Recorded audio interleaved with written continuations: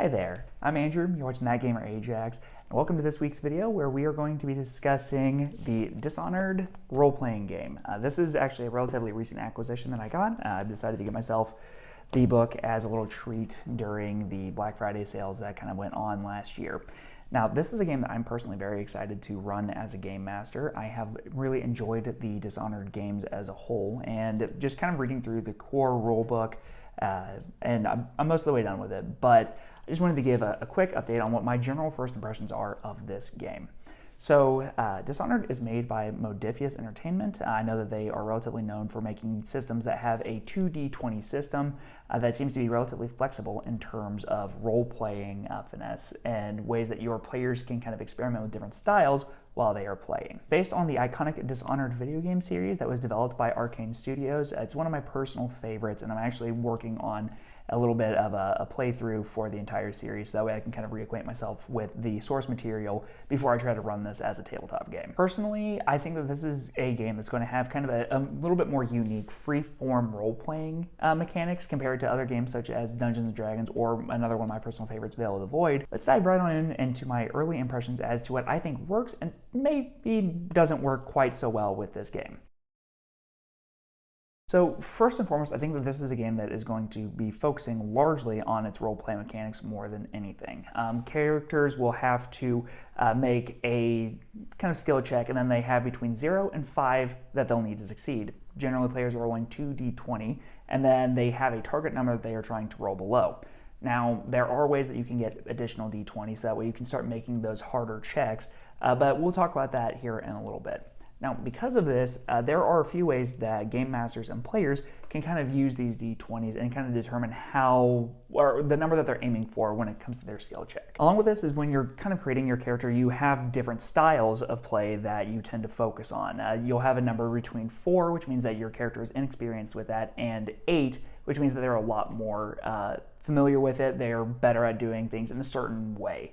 When you are rolling those 2d20, you just want to kind of hit that number or below, and you succeed the check.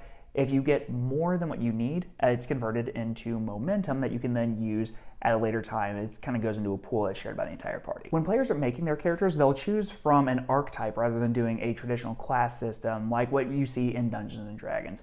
There are a total of 13 that are available in the game so far. I'm not entirely sure what kind of support this game is going to be having moving forward outside of maybe like little mini campaigns, but that might be expanded at a later date. You never know. And something else that I think is really cool about this core book is that in the lore section of it, there are a few major NPCs that are kind of introduced in it that you can include in your games, and every single one of them has some kind of plot hook that really would help you get started as a game master.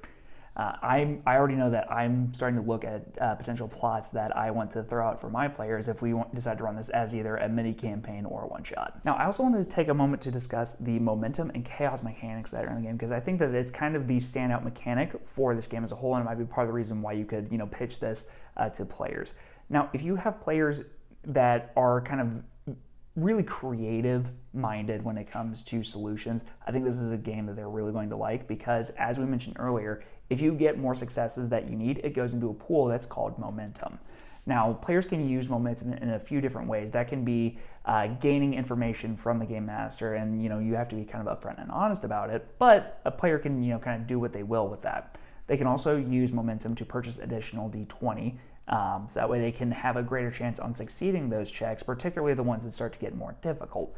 Or players can spend that momentum to alter a truth about the world itself. I know that a pretty interesting example that is provided in the book is that if the players are trying to go up a wall, that they might be able to find easier handholds by changing the truth of the world itself.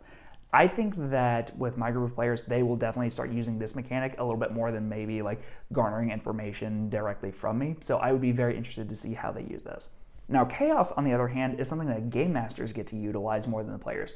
Players can kind of barter with the game master in order to generate chaos. They can take some additional d20, but chaos is generated.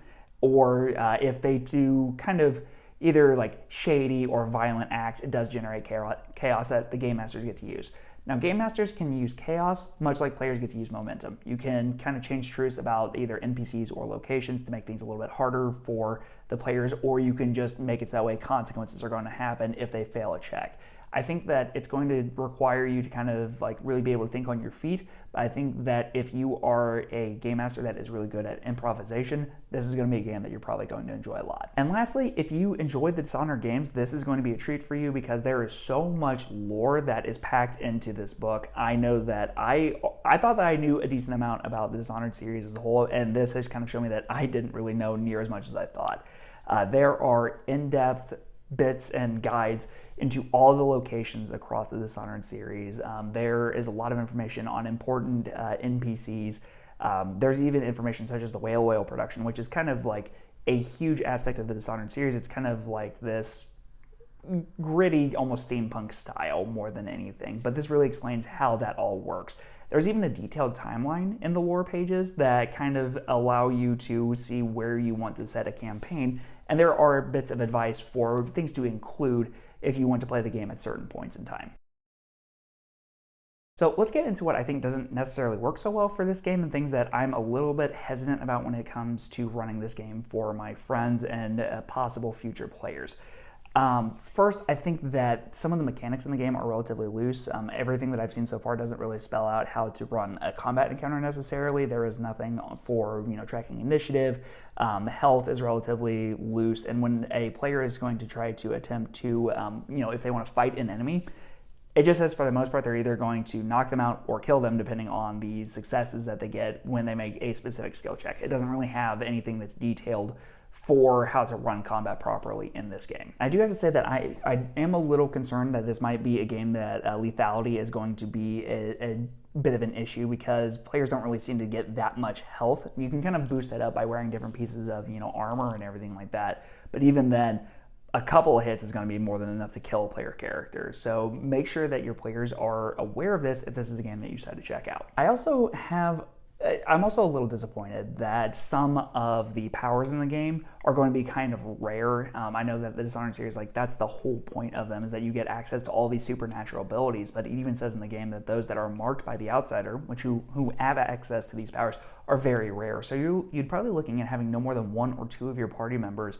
that would even be able to utilize these in the first place. So that is just a little disappointing to me. I understand where they're coming from, but it just feels like one person would have all the power where everybody else is just normal people. And lastly, I just have some general concerns on how length would run in this game. I know that players get experience points that they can use to improve their characters. This doesn't have like a traditional leveling system. You just increase skills or you can acquire new abilities through use of XP, and it's generated in a ton of different ways, but I think that this might be the kind of game that is going to be good for either a one-shot or even like a short to mid-length campaign. I'm not sure how long you'd really be able to run this style of game without running out of ideas or your players kind of getting bored with it. But that is going to be the overall first impressions that I have of the Dishonored Role-Playing Game. This is one that I've been kind of looking into for quite a while. I'm really glad that I got myself a copy of the book, and I'm looking forward to running this to my players, so stick around. We'll probably have a little bit more on this game just because I love the video games, been looking forward to this game, and I think that my players are going to have a lot of fun with it.